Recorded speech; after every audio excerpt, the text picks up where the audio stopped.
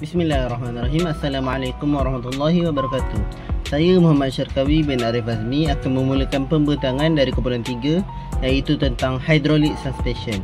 Sebelum itu, tujuan suspension ialah untuk mengasingkan bodi daripada segala jenis masalah yang berada di atas jalan raya. Contohnya lubang jalan, bonggol dan lain-lain.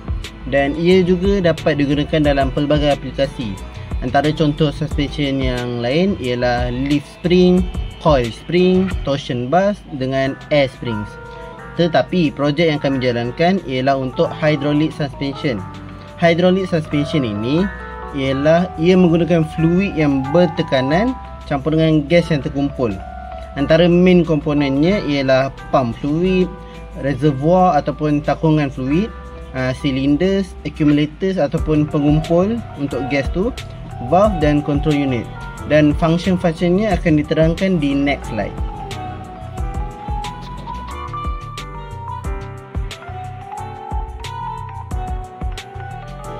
Assalamualaikum warahmatullahi wabarakatuh. Nama saya Muhammad Zaim Nazif bin Muhammad Zamran. Sekarang ni saya akan membentangkan tentang komponen-komponen suspension dan fungsinya. Komponen yang pertama merupakan silinder, iaitu badan utama sebuah suspension yang melembutkan hentakan yang dikenakan kepada kenderaan. Yang kedua merupakan accumulators yang berfungsi sebagai tabung bagi menyimpan gas yang bertekanan dan cecair suspension. Yang ketiga merupakan solenoid valve yang mengawal pergerakan cecair yang bergerak ke suspension untuk mengawal respon suspension terhadap stimulus. Yang keempat, fluid reservoir yang berfungsi untuk menyimpan cecair suspension yang digunakan oleh sistem. Yang kelima merupakan hydraulic pump yang berfungsi untuk menghasilkan tekanan yang diperlukan oleh sistem suspension untuk berfungsi. Yang kelima merupakan control unit yang berfungsi untuk mengawal tekanan suspension dan bukaan solenoid valve untuk menghasilkan reaksi terhadap stimulus yang dikesan oleh sensor pada kenderaan. Tetapi di dalam contoh-contoh yang diberi, hanya sistem yang canggih sahaja yang menggunakan solenoid valve, hydraulic pump dan control unit pada suspension. Sekian, terima kasih. Assalamualaikum warahmatullahi wabarakatuh. My name is Adik Haris bin Azhar, nama matrik AA 231009. So we continue with operation and system. For the first one, how hydraulic suspension works. First, continuously pushes hydraulic fluid into the system while the engine run. Maksudnya, apabila engine ni dihidupkan, hydraulic ni akan berfungsi secara automatik. So dia akan mengalirkan seluruh minyak hidrolik ke setiap tiub dan silinder pada empat-empat roda. Second is high constant pressure keep the ride smooth and stable even with varying load. Maksudnya tekanan yang tinggi dan berterusan ni penting untuk memastikan minyak sentiasa berada dalam tekanan yang tinggi dan stabil. So fungsi dia ialah untuk mengekalkan ketinggian kenderaan dan memberi rasa pemanduan yang lancar. Third is hydraulic principle. Pressure is transmitted equally to all cylinders, lifting the car evenly. Maksudnya kat sini, hukum hydraulik ni dalam sistem cecair tertutup, bermakna tekanan yang dikenakan pada satu titik akan disebarkan sama rata ke setiap seluruh sistem. Maksudnya empat-empat roda tu akan mengalami tekanan yang sama. Contoh yang seterusnya ialah shock absorption, fluid and gas combination. Contoh yang pertama ialah gas sphere contain nitrogen separated by flexible membrane. Maksudnya akan ada berbola gas nitrogen, iaitu gas ni dipisahkan oleh minyak hidrolik dan membran fleksibel, iaitu lapisan getah. Yang kedua ialah as oil pressure increase, gas compress like a spring, storing and releasing energy. Maksudnya kat sini bagaimana benda ni berlaku ialah minyak ni akan menolak membran. So menyebabkan gas nitrogen dalam bola tu akan dimabakkan. Apabila gas itu dimabakkan, dia akan menyimpan tenaga hentakan. Tenaga hentakan ni seperti bagi contoh macam spring yang ditekan lah, bila dia dimambatkan. So selepas tu gas tu akan mengembang balik dan menolak minyak keluar. Apabila minyak keluar tu lah yang akan melantunkan kereta kita secara terkawal. Maksudnya slow. Yang ketiga ialah feel soft over small bump, firm over big impact. Maksudnya apabila kita melanggar bonggol yang kecil, kita akan rasa lembut dan selesa. Kenapa? Sebab tekanan minyak rendah. So gas yang terbampai, iaitu gas nitrogen, adalah sedikit je. Okay, untuk yang bonggol yang besar, bonggol yang tinggi, akan menyebabkan tekanan minyak tinggi. So secara langsung gas terbampai juga banyak. So kita akan rasa lebih firm bila kita lalu bonggol yang lebih besar. Okay, kita sambung untuk damping motion control. Untuk yang pertama ialah oil is forced through tiny hole and valve inside the piston.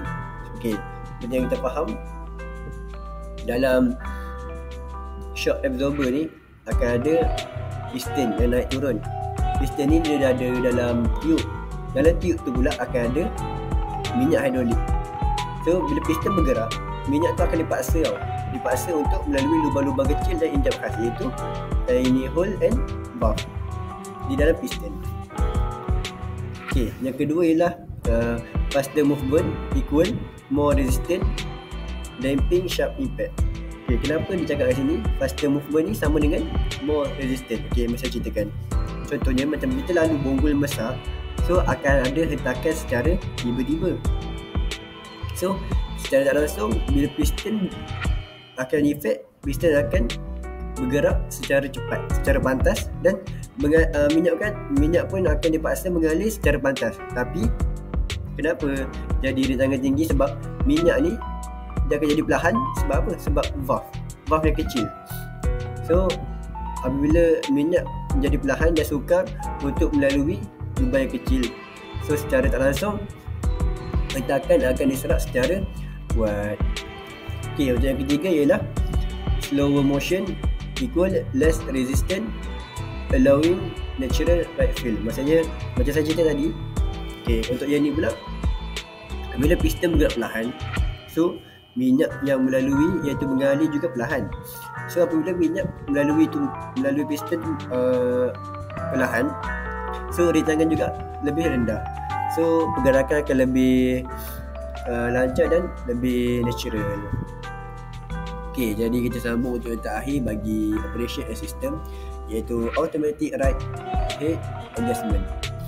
Untuk yang pertama ialah system add or remove fluid to keep the car level. Okay, maksudnya kat sini kita ada sensor. Sensor ni apa function dia? Sistem sensor ni dia akan detect Dia akan detect sama ada kereta tu tengah rata ataupun sengit. Maksudnya sama ada sengit ke depan, sengit ke kanan, sengit ke kiri atau sengit ke belakang. So bila dia dapat baca, dapat detect tu, sistem akan mengalirkan minyak masuk atau keluar dari silinder di setiap roda. Okay, yang kedua ialah sensor or head switches control where fluid goes. Maksudnya kat sini, apabila sensor ni dia detect kereta ni atau bahagian kereta ni terlalu tinggi, dia akan apa? Sistem ni akan menyedut balik minyak tu, menyedut balik minyak tu ke dalam tangki simpanan, dan kenderaan akan turun balik seperti ketinggian yang normal. Yang ketiga ialah if one side sink, pump send fluid to that cylinder to restore head. Okay, maksudnya kat sini contoh, kita bagi satu contoh. Bahagian kereta tu belah kiri tu dia sengit. So apa sensor ni akan buat? So sensor ni akan detect perubahan ketinggian. So pump ni akan hantar minyak yang lebih ke belah kiri, sebab belah kiri kan sengit. So dia akan tambah minyak ke belah kiri. Untuk apa? Untuk paraskan balik ketinggian bahagian kereta tu. So pada kereta tu akan berada dalam paras yang sama. Okay. Assalamualaikum warahmatullahi wabarakatuh. Nama saya Adam Fahmi. Jadi hari ini saya akan menerangkan prinsipal-prinsipal yang diguna pakai dalam projek kami, iaitu ada 5. Yang mana yang pertama ialah hukum Pascal, yang kedua adalah kemampatan berdalih, yang ketiga adalah hubungan di antara tekanan dan kawasan, keempat ialah rintangan aliran bendali, dan akhir sekali adalah penukaran tenaga melalui aliran ikat. Pertama sekali kita ada hukum Pascal. Di sini kita dapat nyatakan bahawa apabila pedal brake itu ditekan, ia akan menghasilkan tekanan yang sama rata kepada kesemua empat brake yang ada pada kenderaan tersebut. Dan apabila brake itu menerima tekanan yang sama rata, ia akan menyebabkan mana-mana brake yang mempunyai tekanan yang kurang akan menjadi lebih sekata. Dan di sini kenderaan tersebut akan dapat menstabilkan ketinggiannya pada kesetiap aras dengan yang sama. Maksudnya di sini apabila diberi contoh, tayar belakang belah kanan itu rendah, dan apabila brake itu di-apply, bendali yang ada pada sistem itu akan merata. Jadi tayar kanan di belakang ini akan sama level balik dengan yang lain. Seterusnya kita ada kemampatan bendali. Seperti yang kita tahu, bendali yang digunakan untuk sistem brake ini berbeza dengan bendali yang ada pada penggunaan harian, iaitu air. Jadi kemampatan pada bendali ini lebih mampat, dan apabila ditekan dia tidak dapat dimampat oleh tekanan tersebut. Jadi apabila dia tidak dapat dimampatkan, tekanan itu dapat dibawa melalui bendali itu dan menghasilkan sistem brake yang lebih efisien, dan menyebabkan dia menjadi fast response, precise control, and dia react dengan masa yang sama kita tekan brake tersebut. Seterusnya kita ada hubungan di antara tekanan dan kawasan. Seperti yang kita tahu, kenderaan di Malaysia kita ada banyak, seperti contoh kereta biasa, lori muatan berat, seterusnya. Jadi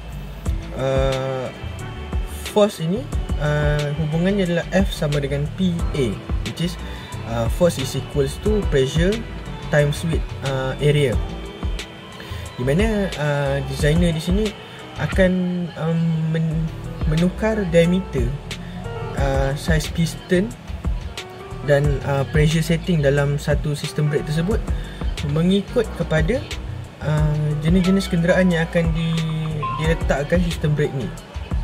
Seperti yang kita tahu, area yang lebih besar akan menghasilkan tekanan yang kecil, dan area yang kecil akan menghasilkan tekanan yang lebih besar. Jadi di sini kita dapat melakukan sedikit perubahan mengikut pada kesesuaian kenderaan tersebut. Seterusnya kita ada rintangan aliran bendali. Seperti yang kita tahu, dalam sistem brake kita akan menggunakan berbeza-beza orifice dan valve mengikut kepada saiz kenderaan dan sistem brake tersebut. Jadi redaman dalam suspensi hidrolik berlaku apabila ombuh memaksa injap melalui orifice dan minyak melalui orifice dan injap yang diameter dan saiznya kecil. Apabila bendali itu dipaksa melalui orifice dan injap yang berdiameter kecil, akan berlaku penurunan tekanan. Daripada situ akan terhasil piston itu akan bergerak secara perlahan, dan kita dapat mengawal pergerakan piston tersebut. Jadi reka bentuk laluan ini menentukan lengkung redaman sensitif hal laju, yang mana menghalang lantunan yang berlebihan dalam sistem brake tersebut. Dan akhir sekali kita ada penukaran tenaga melalui aliran likat. Okey, jadi hydraulic shock absorber ini menukarkan tenaga kinetik pergerakan suspension kepada tenaga haba melalui arianan bendali likat. Dari sini akan terhasilnya pelepasan tenaga getaran yang mana dapat memastikan perjalanan sebuah kenderaan itu lancar dan stabil. Ini berlaku dengan menghalang ayunan akibat jalan yang berterusan.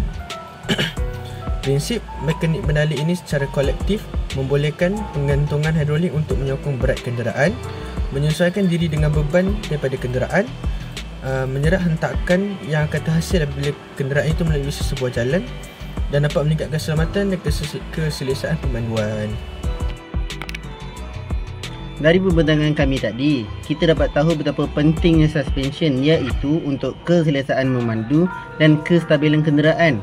Dan dengan adanya fluid mekanik, kita dapat tahu yang pertama, cara mengagihkan tekanan yang seragam ke dalam suspension. Yang kedua, kita dapat tahu fluid bertindak dengan segera apabila dikenakan daya. Dan yang terakhir sekali, kita tahu semakin laju silinder bergerak ataupun dikenakan daya, semakin kuat daya menahan daripada suspension tersebut. Dan antara kelebihan hydraulic suspension ini ialah ia dapat digunakan pada setiap jenis load dan setiap jenis kondisi jalan. Itu sahaja dari kami. Sekian.